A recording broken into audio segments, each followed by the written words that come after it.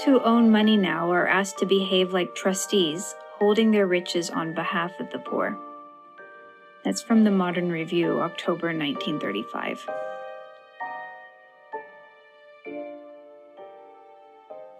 The concept of trusteeship, which Gandhi was happy to acknowledge he got from English law, was a brilliant breakthrough, and it really resolves the question, should we use violence to repossess or to dispossess the wealthy of their holdings? And he said that should eventually not be necessary. People could be educated over the long run to not even want to possess more than they needed. The minute that happened, inequality disappeared because, quote, there's enough in the world for everyone's need. There's not enough for anyone's greed. So the system of trusteeship, which is, doesn't matter whether you're applying it in a capitalist economy or communist economy or any other, once you bring into your heart the idea that you are a trustee and not an owner, you get relief from a tremendous amount of anxiety, and you also resolve the inequalities that are causing so much agony in our world.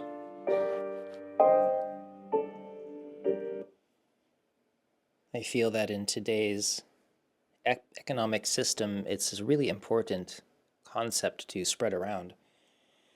This idea of wealth not as some form of absolute ownership, but rather as a kind of stewardship, that we're all sharing in the same pool of wealth. Our economic system, at least in the areas where I grew up, are based on some vague idea of infinite growth. And of course, a finite system and pool of resources that cannot work and does not work. Because the more that we take for ourselves, we're taking it from some other place. And in this case, that means somebody else.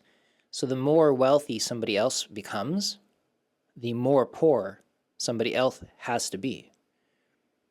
That's why that idea of the slices of pie, while simplistic, it does cover the basic idea. Because, sure, money is just a concept. But while we're making use of this concept and we're inflating the pie and doing more, we are consistently leaving other people behind, often leaving them for dead. We go to people's places, usually the people who cannot defend themselves, and we take what they have, we give it to the wealthy who feel like, wow, this is really working for us. And all the while, there are other people becoming more and more destitute, more and more needy. And certainly, it does not have to be that way. Because like he's saying, we have enough now. We have the resources in the pool and the technology. We have the ability to communicate, with the ability to transport. We can feed all of the people. We can help all of the people. It is not a problem even of economics, but it's a problem of will. Political will, social, education. And the more I learn about these methods by studying with people like Stephanie and Michael Nagler and learning from these experts through interviewing them, the more in awe I am about the possibilities of our world healing. We can share resources. We can lift each other up. But instead, we tend to live in that crab bucket mentality. For those of you who haven't heard this wonderful metaphor, I think it's from Terry Pratchett, that we're all like crabs that have been thrown into a bucket. And when the young fisherman looks and says, well, won't they just crawl out? The old fisherman says, no, don't worry about it. They keep each other in. Because as soon as one starts to climb out and starts to make its way out of the bucket, 3 others will try to climb out and pull it back down. And we're all doing that to each other in this current system, this current way of seeing economics and society. But instead, if we one at a time lifted each other up, this rising tide lifting all boats concept, we would all become free rather than crab bucket.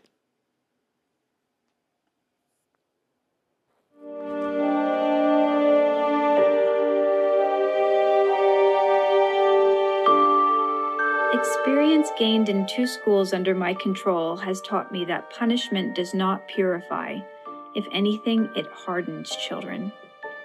That's from Mahatma, Volume 2.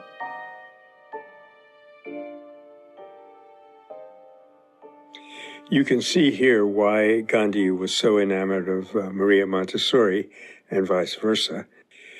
Gandhi applied this vision not just to education, but to criminal justice, violence on the international scale, and everything else. And the critical insight there is that every human being will respond to respect and dignity, and that this is a far better way of altering behavior than in punishing. And this has been proven, incidentally, in many experiments going on right now in Norway and other parts of the world. In fact, it often fills me with dismay, or at least amazement, that we haven't recognized this, that restorative justice is infinitely more effective in the long run than punitive justice, and so on and so forth, right down to the classroom and the family levels. So true. And I was having some wonderful conversations with a person who specializes in child psychology. And one of the things that they were sharing with me is that when I expressed amazement, as Michael was saying, that we don't listen to the research, this person was telling me, oh yeah, and it's far worse than you think, because this research has been well studied, well known for decades and decades now, and talked about in research literature and people who specialize in child psychology and who pay attention to family dynamics and what happens over the course of generations. Since we've been really paying attention to this process, people have been pouring tons of hours of their time and huge amounts of money into this research to simply prove over and over again that violence and this sort of militaristic punishment style with kids, it doesn't work. It does not help. This idea of spanking and hitting and locking children away in closets, and it is not something that makes people flourish. And it seems obvious when you talk about it that way. But as Gandhi says here, it hardens you. And I feel like sometimes parents who come from difficult places who feel like hardening is necessary, that's a trauma response. We think that the world is going to traumatize them, and so we feel the need to harden them up. And of course, we all know people, or we may ourselves have been through this process. But that is a kind of trauma itself. It's like scarring somebody because you feel like one day they're going to be injured in that area, and so scarring them in advance makes it so it will hurt less. But that's not what leads to flourishing and healthy dynamics in the future. And we have to be able to recognize that it's possible to not pre-damage our children in order to toughen them up for a hard world, but rather we make the world a safer and better place, and to put our energy toward that. And by raising children who understand safety and fairness and love and gentleness, we make that world a lot more available for the future.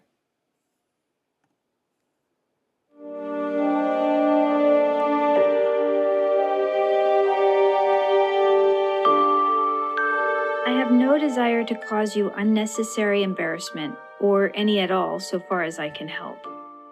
It's Gandhi from Letter in Young India, March 12, 1930. We keep thinking that if we have a disagreement with another party, it has to be solved by, the transfer of money or the use of coercion of one kind or another. But Gandhi's key discovery was the need of every individual for dignity.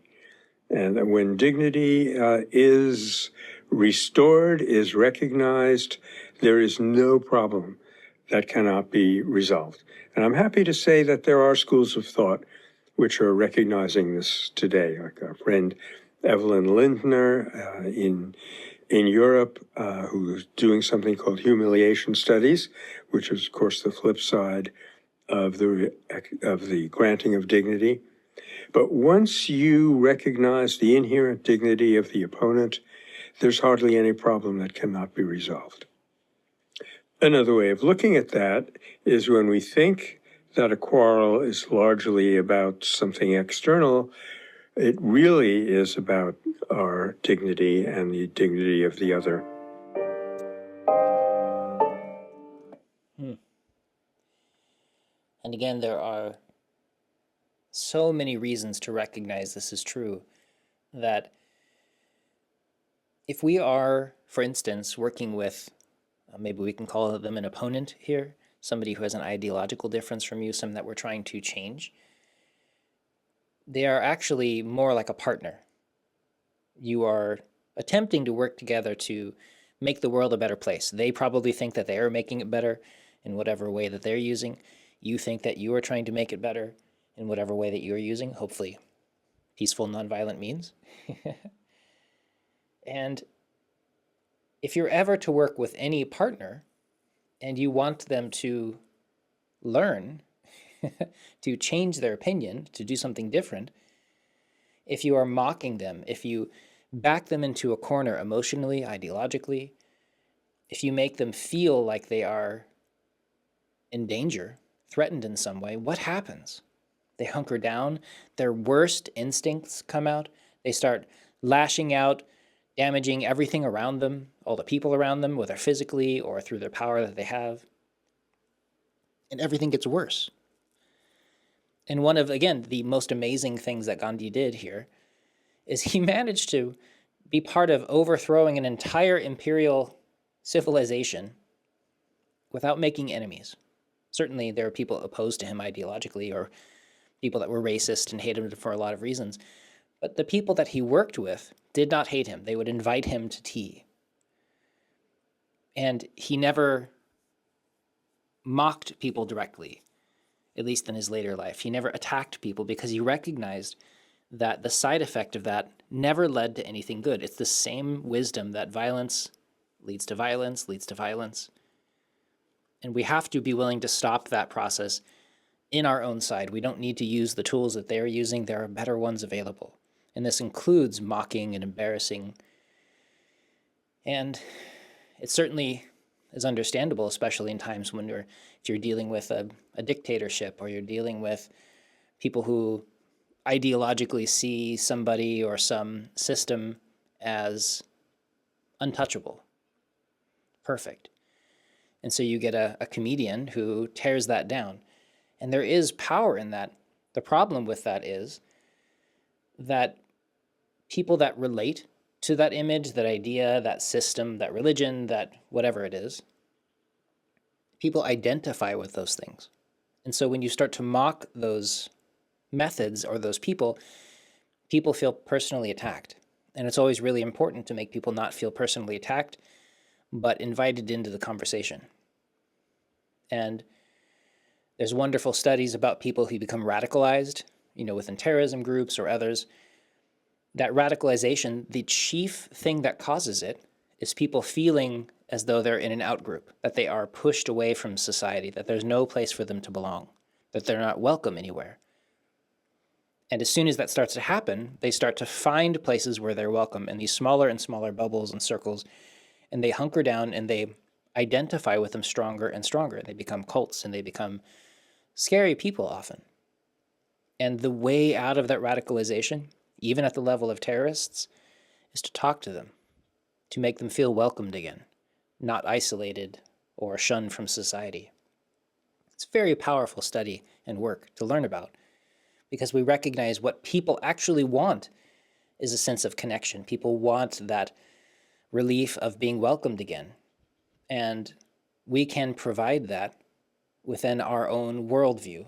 And we can allow people to recognize something better without the need to defend themselves. Because when we're busily defending ourselves or lashing out, we're not learning anything. We're not open to learning anything.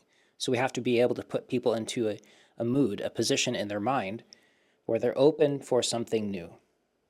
And again, this is a way that we change things. a little bit at a time, one person at a time.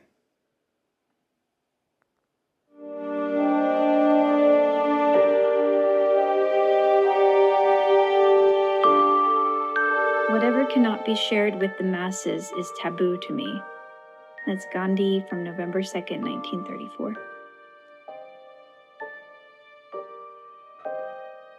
Gandhi was so humane that, like the Latin poet Terence, he felt that nothing human could be alien to him, and that the sense of difference, of alienation, was unbearable. When you think that you're being, quote, successful and having more than other people, it may be true on the external physical level, but internally, you're suffering from separation. You're suffering from alienation from other human beings who really, in the deepest sense, are not other from ourselves. What he did was to try to level himself down to the subsistence, or even less, that the meanest peasant was experiencing in India, and by joining with them on that level, to raise them all up. Putting this into practice in a very dramatic way, Indian railroads were very class structured, as they are in many other countries, and he always traveled third class, which wasn't particularly comfortable. And someone asked him one time, "Why do you always go third class?" And he said, "Because there isn't any fourth class." He had a sense of humor, that man. And what a gift. Can you imagine if the people in charge of our nations and the leaders of our businesses, if they were the kinds of people who are willing to travel third or fourth class because what they want is to be with everybody? If our politicians, for instance, in my own country, if they were willing to restrict their pay to minimum wage, then minimum wage and general wages in the country would be much better by now. And this idea of keeping ourselves separating, making ourselves better than other people, I mean, it leads to all of the problems and all of the strife. And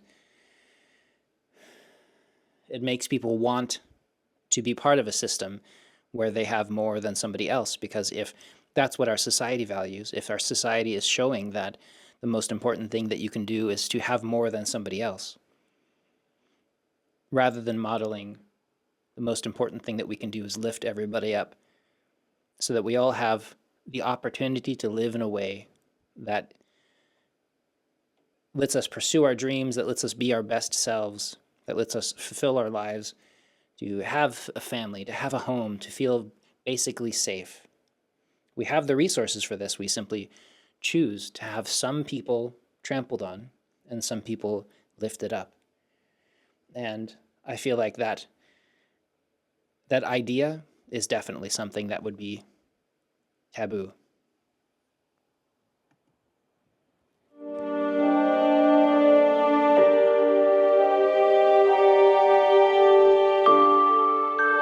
By a long course of prayerful discipline, I have ceased for over 40 years to hate anybody.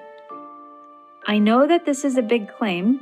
Nevertheless, I make it in all humility. That's Gandhi from Young India, June 18th, 1925. Yeah, it's this element again of a long course of prayerful discipline that we can remake ourselves. Many of us feel that, oh, well, this is just who I am.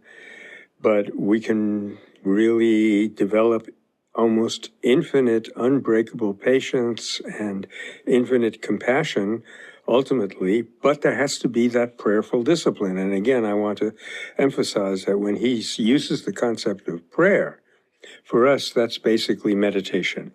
You can see from photographs of him in prayer that he was deeply, deeply indrawn.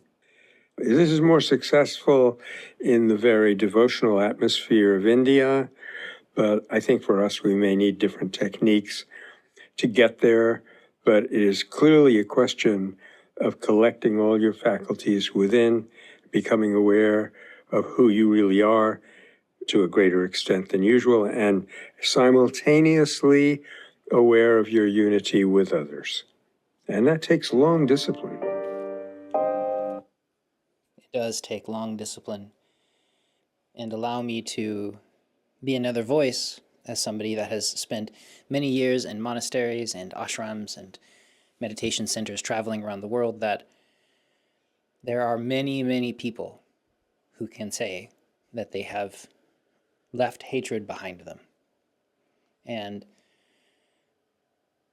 I just want people to know that it is entirely possible, and it is not an act of a saint. You don't have to be born a certain way. I certainly have spent much of my life emotionally stunted, and I myself can make this claim. And so please do recognize that cultivation of yourself in this way is entirely possible. It is simply regular practice with methods that help in a space that's supportive. And so if you find yourself struggling with hatred, then I highly recommend finding your nearest monastery or healing space and starting to do the work, because it's entirely possible, and it changes the entire world from your perspective and from the perspective of the people around you.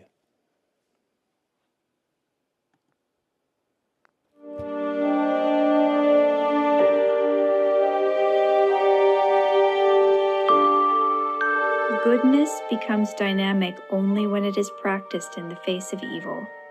That's Gandhi from a letter in Young India, April 13th, 1921.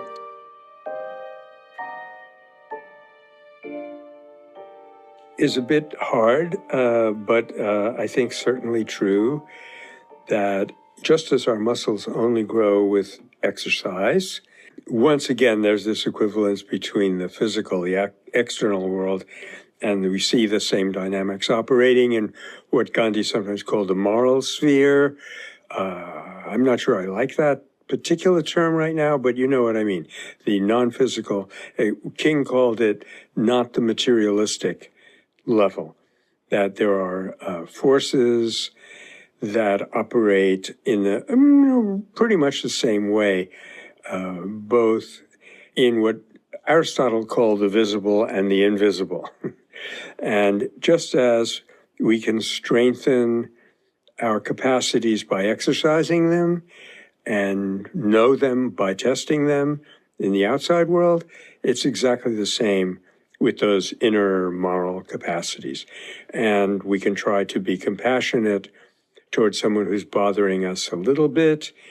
And then when that muscle gets strengthened, we can try it with somebody who's closer to us, hurts us more, bothering us more, and so on. We can grow until eventually we become like Gandhi, who made the humble claim that he had ceased to hate anyone on the earth.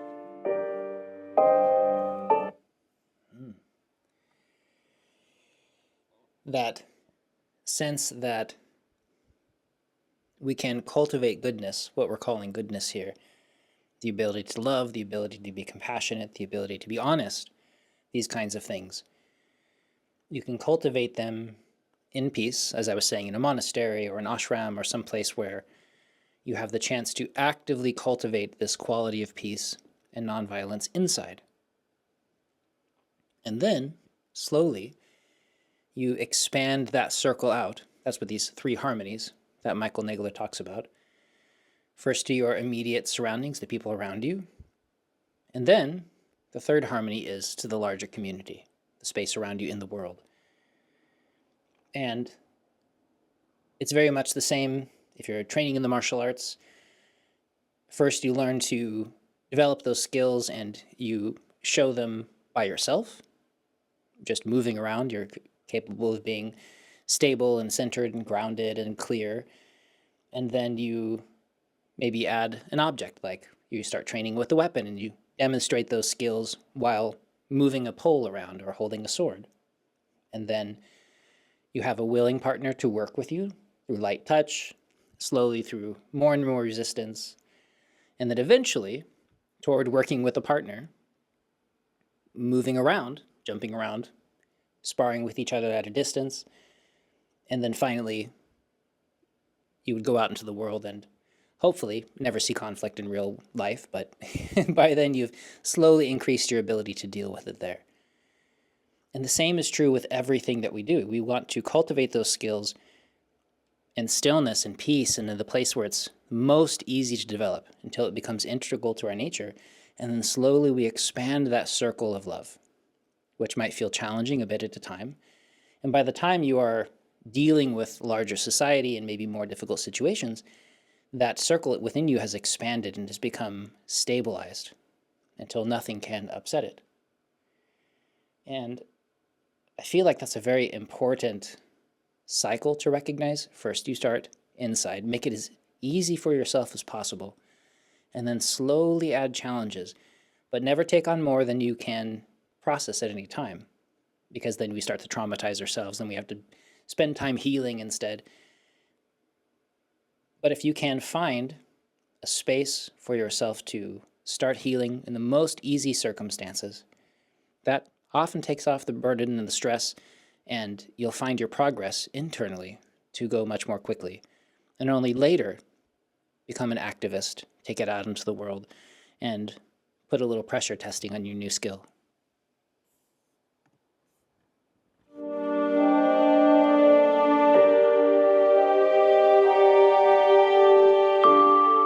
It is not any single isolated act which can be called satyagraha apart from the spirit behind.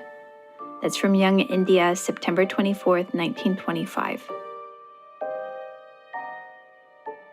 This is a reminder that we need to have frequently that nonviolence or satyagraha is essentially a question of the state of mind primarily of the practitioner.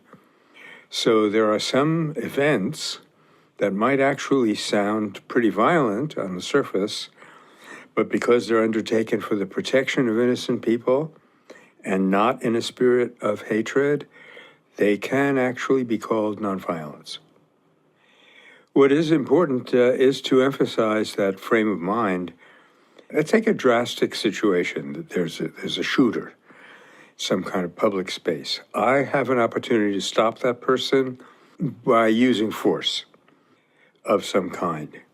Now, to the extent that it's possible, and that's going to be very difficult, to do it without fear or anger, to do it without a spirit of recrimination, and to ask myself when it's all over, how can we fix the world so these things don't happen anymore? I would call that completely nonviolent action, even though unavoidable harm was inflicted. However, I think it's important to add that in his 50 plus years of active public work in the eyes of the whole world, Gandhi never found himself in that situation. And I never have, I hope I never will. So it's useful as a theoretical construct to emphasize that nonviolence or its absence really is a matter of the heart. What motivates us? Yeah, intention matters. Intention makes the difference. That's that spirit behind the action. Remember that satyagraha in this case is to hold firmly to the truth. This polite insistence to rest in the truth of something. The truth is, of course, that space that's behind everything. To see things clearly and to act with love. And one of the famous examples that Michael perhaps was alluding to is this woman, Antoinette Tough, who, a great name for someone who's genuinely tough, that during a school shooting incident, she was confronted with a person with a gun that walked into the school intending to do great violence. And because she recognized him as a human, a fellow person who was in trouble. And this person reached out and said, "Tell me about your day. How are you doing? What's going on? How do I help you? What are you feeling right now?" Saw him as a person, and that moment of compassion, what we call the nonviolent conversion, was enough to change him to be willing to recognize, what am I doing? I don't actually want to be doing this, and I'm just really scared. And she became his go-between, between the police who had showed up, in droves outside the school, of course, which is a great thing, but bearing weapons. And who knows what kind of violence would have happened to this man had Miss Tuff not been willing to say, hey, I'm talking to him right now. She got him to leave the weapon aside, to lay down on the ground, to make sure that when the police came in, that they recognized there was no threat to them. They didn't have to come in shooting. Nobody had to die. That everything was safe. And it was entirely her willingness to be present and to see him as a person. And she is so inspiring in that moment. And I feel like these small acts of courage happen all the time. They happen in this space of deep compassion, willingness to see the other, willingness to make a change. Change first on her inside, which was so powerful that it changed him and the outside and all of the things that would have happened after that, all of the terrible things that could have happened, if not for her and her giant heart. And so I think that this is what both Gandhi and Michael are alluding to.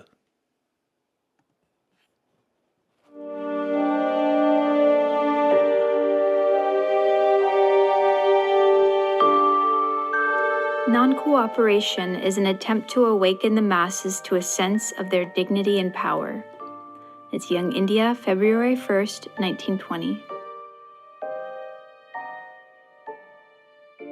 It's useful to remember here that Gandhi was addressing an audience of people who were very, very cowed down and had no sense of their dignity and power.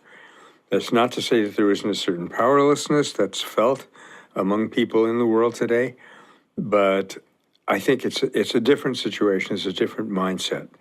That said, teaching people that they can use nonviolence in the face of a clear moral injustice would still have the same effect. It would awaken them to their dignity and power. The dignity part comes in from you're not hating the opponent and not having fear of your own, so that it's the larger issue and not your personal complaint that you're really addressing. That's part of it anyway.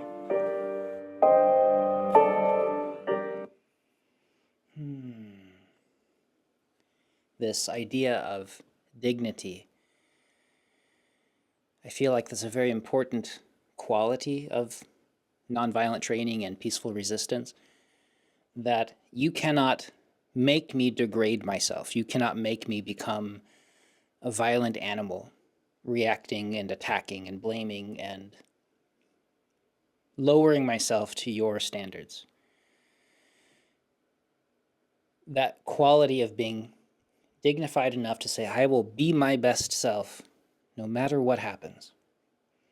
That is an expression of personal power that is unparalleled in other forms of violence and war.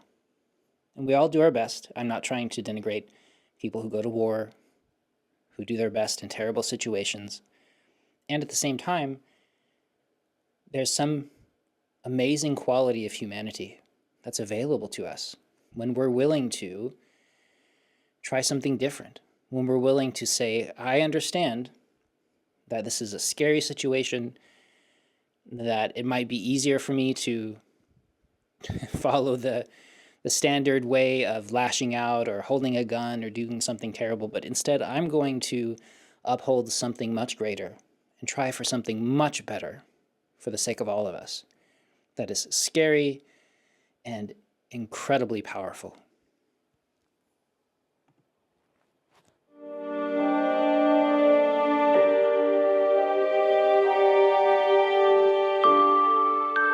The world today is moving towards the ideal of collective or cooperative effort in every department of life. That's from February 5th, 1942. Well, friends, Mahatma Gandhi was an incorrigible optimist. He admitted as much, and I think we hear it in this particular declaration of his. There's no question that the world is moving towards greater interconnectedness, mostly through technological means. So at least that part of it is true. Whether it ends up being more cooperative or more competitive, that's up to us.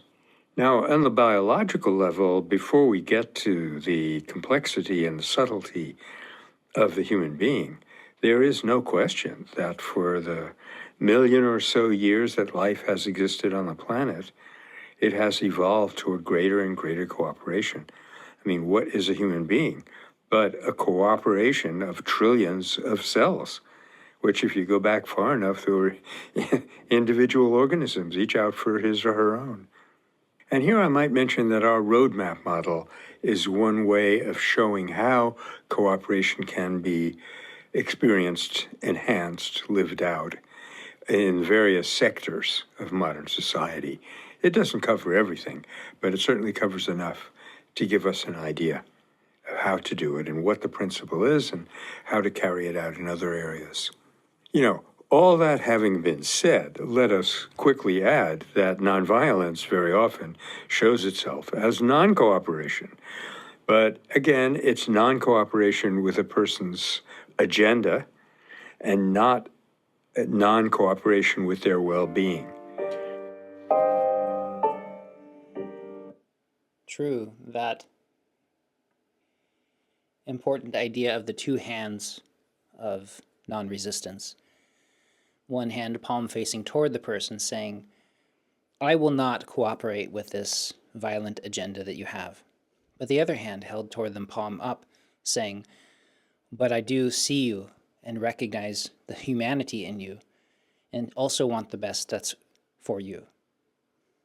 And that quality held within us every day, that's true cooperative effort. That all of the humans willing to come together, willing to say, I see you. As a human, I want the best for all of us. And I recognize that your agenda is violent and destructive. And because I love you and I love everybody so much, I'm not going to cooperate with that agenda. And the movement, that collective movement in humanity, gets stronger and stronger all the time. Like Gandhi, I'm a bit of an optimist, incorrigible optimist. And I feel like one of the ways that this movement of cooperation is growing is through data. We've been paying attention long enough now, and people are finally writing things down clearly enough now. Michael is one of those people. That we look and we say, look, the science says, the science of society, the science of communal living, the science of police work, the science of all of these things. All of this says that cooperative effort works better. The science of helping prisoners heal and return to society in a healthy way. We need to have better ideas now that strict punishment and demand on them does not work nearly as well as rehabilitation and healing and work with the society and growth. We know what works better. And I feel like over time, open-minded societies, open-minded groups of people are willing to look at that and say, well, I guess we should try this better way. And the more and more people across the planet willing to step into that new field of awareness, the easier it becomes then for the rest of us to learn and to grow in every department of life.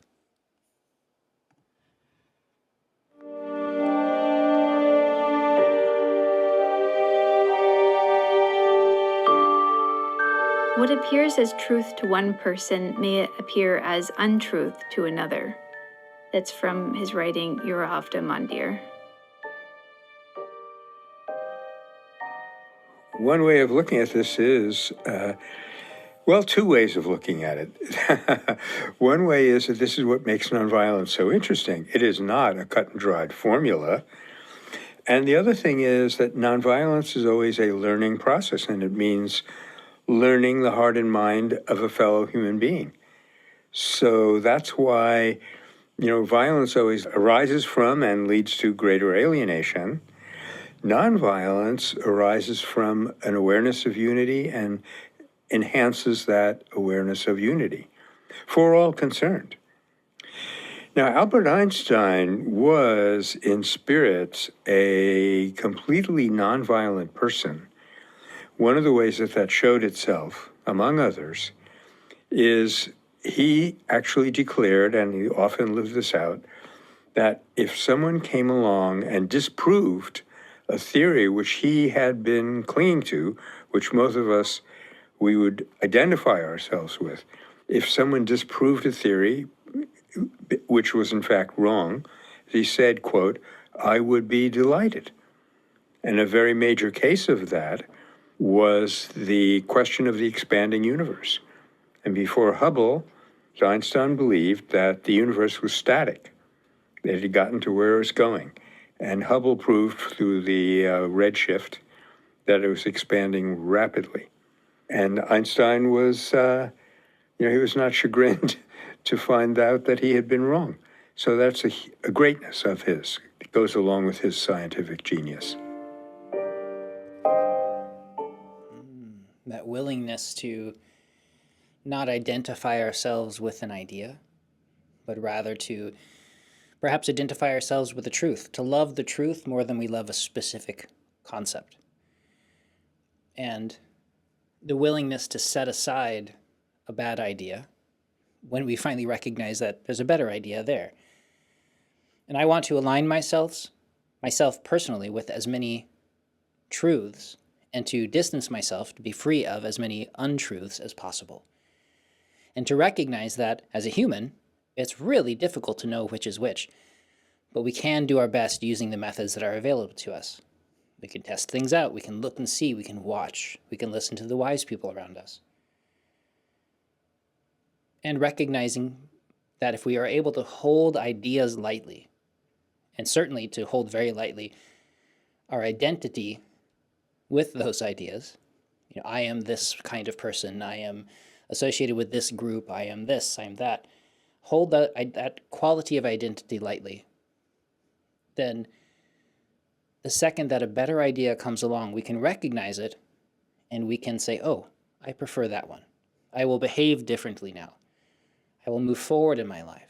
I will liberate myself from this one identity. And if I need to, I can get a better identity. And that quality of recognizing the nature of what we see as true, that it's only a temporary thing, that we're doing our best, and that the person standing across from us is also doing their best, then I think it takes a lot of the pressure off of seeing everybody as an opponent or who is anti the truth or something, but instead simply recognizing that we're all doing our best, trying to navigate, trying to be seen and to be heard and to have our needs filled, and holding that space lightly of I'm right and they're wrong. I am good and they're bad, because that then becomes a space that's impossible to cooperate and to make change and to grow.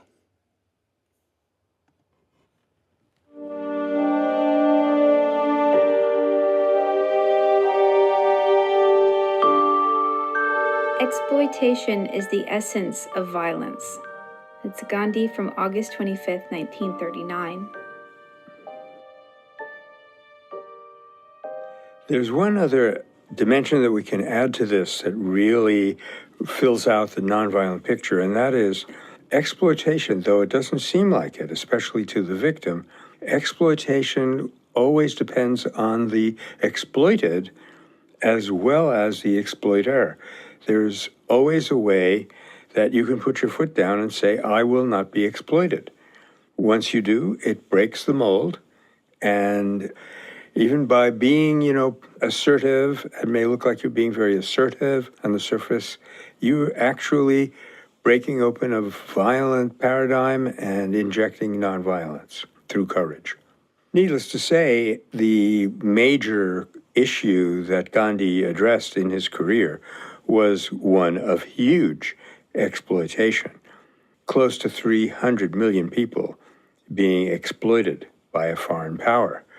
Ruthlessly exploited, really, just to, for whatever resources could be extracted from them. It was a horrible situation, really an entire world order.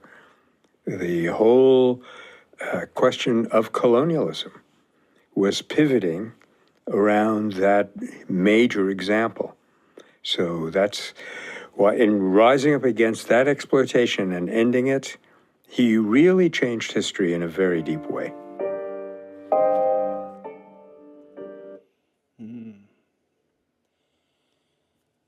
The ability and the willingness to use somebody for your own means, to treat somebody like an object. That is deeply destructive. Not, of course, just to the person who is being exploited, but to the person who's participating in that system.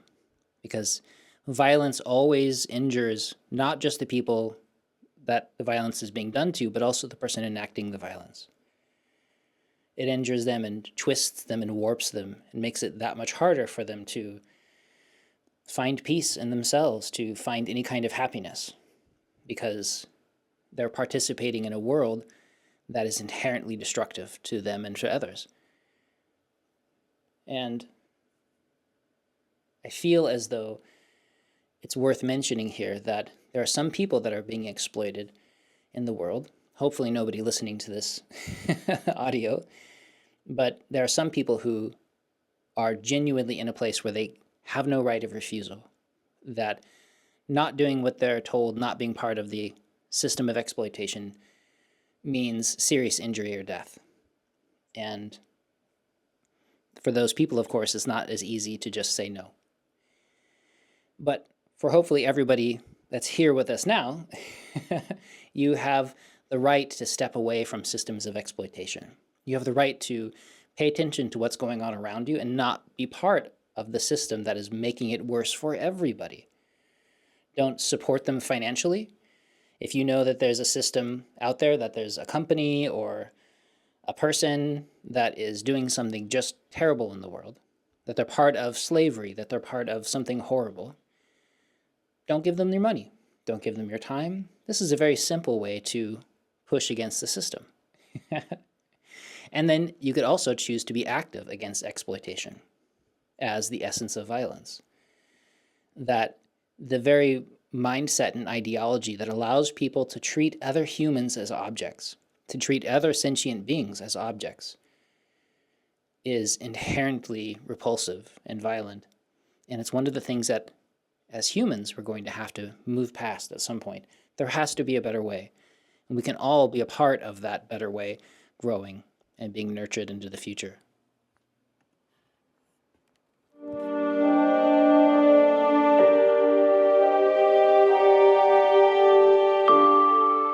The spirit of democracy cannot be established in the midst of terrorism, whether governmental or popular.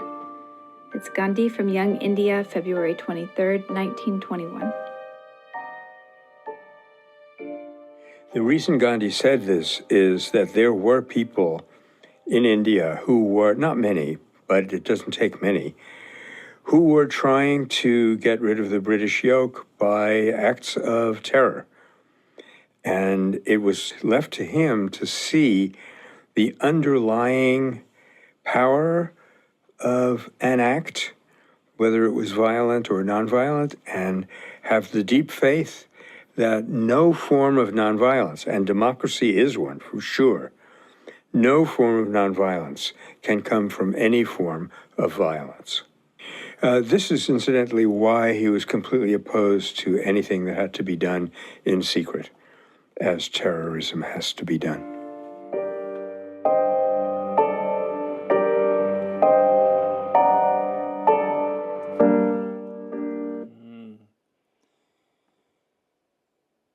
This idea of, again, cooperation at the end of a gun is not a real thing.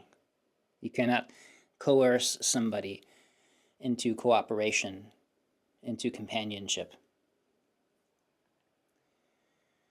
And so for people to be free to have an opinion, free to vote in this case, free to take part in a democratic organization, everybody has to be on the same footing. Nobody can feel threatened.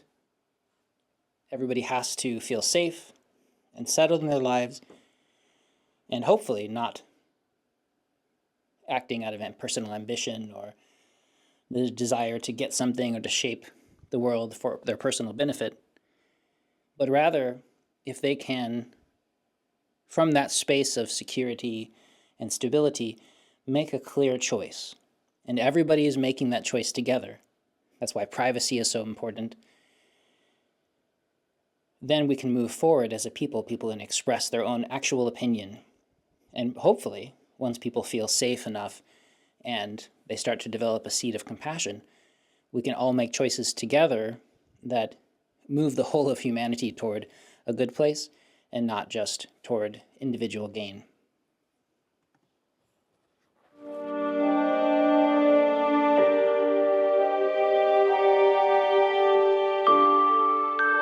If we want to cultivate a true spirit of democracy, we cannot afford to be intolerant. Gandhi, Young India, February 2nd, 1921. Yeah, this is something that I remember learning in public school, and I'm glad I did. And it's something that is a very live issue today. I think what he's getting at is that nonviolence is not ever just simply a question of vote counting. You know, you can give people the vote and yet rearrange things so that they still live in poverty and without dignity and without jobs and so forth. So nonviolence really has to come from a deep recognition of the humanity of the other, where the other eventually includes everybody.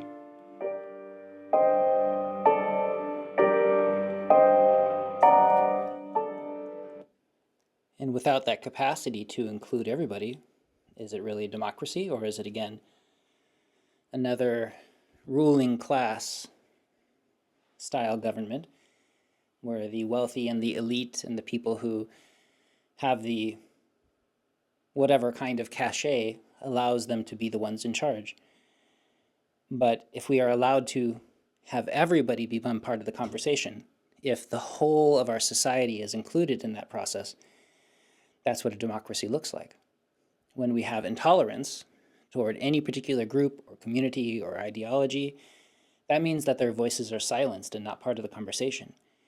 And again, we cannot have cooperation unless everybody is on equal, stable footing. And in the case of India at that time, for instance, they had the caste system. And literally, people were untouchable. They were not allowed to be part of the conversation. And I feel like most societies still have some version of a caste system. And if we can step away from that as a people, and if we can grow enough to include everybody, to welcome everybody's opinion as part of the conversation, then as a society, everyone's needs are more likely to be met, and we all grow and heal together.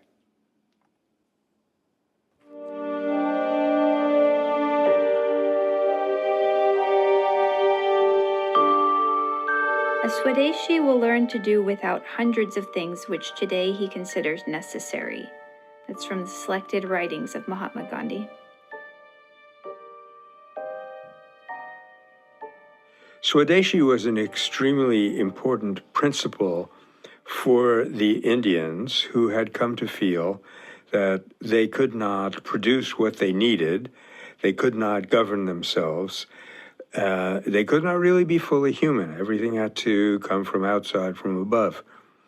Now, Swadeshi is still important today, but in a very different sense. I don't think Gandhi would be opposed to our, let's say, importing cotton or chai or stuff like that from India. But being dependent on things that we couldn't manufacture ourselves was troublesome, and it would lead to vulnerability to exploitation. So the basic principle, I think, is sound and always will be sound. You know, Swadeshi means being firmly grounded in your own environment, your own, and that could be realized on every level. I mean, every family is its own Swadesha, or self-governing region, to a degree. And of course, the most important space to be self-sufficient is within ourselves, which is to say, as I've mentioned before, that there are two ways to be wealthy: having more or needing less. And through very specific, deliberate practice, we become free of the need for lots of things. Certainly, as humans, we'll always need certain things. We need shelter, we need safety, we need food, we need air, we need water. And beyond that, life becomes very simple. We learned that the source of contentment is within ourselves. And it is possible to be sitting up against a tree in the middle of nowhere and to be fully content. I promise that's a possibility. And that kind of person, then, who stops needing the things that their society is telling them they will need, is a very different kind of person and is able to work with the world around them in a very different way, because they're no longer at the beck and call of their desires, and certainly not at what the world is telling them that they need. They need these clothes, they need to look this way, they need this car, they need this kind of person in their lives, they need this kind of job, whatever it is, they need this skill. Every society has these random things that they tell the people in them they have to have in order to be considered good or worthy. And when you get free of those things, then what's left is your most authentic self. And then in that freedom, we become capable of giving to others, because we are now so overwhelmingly wealthy that we can begin to benefit the community around us.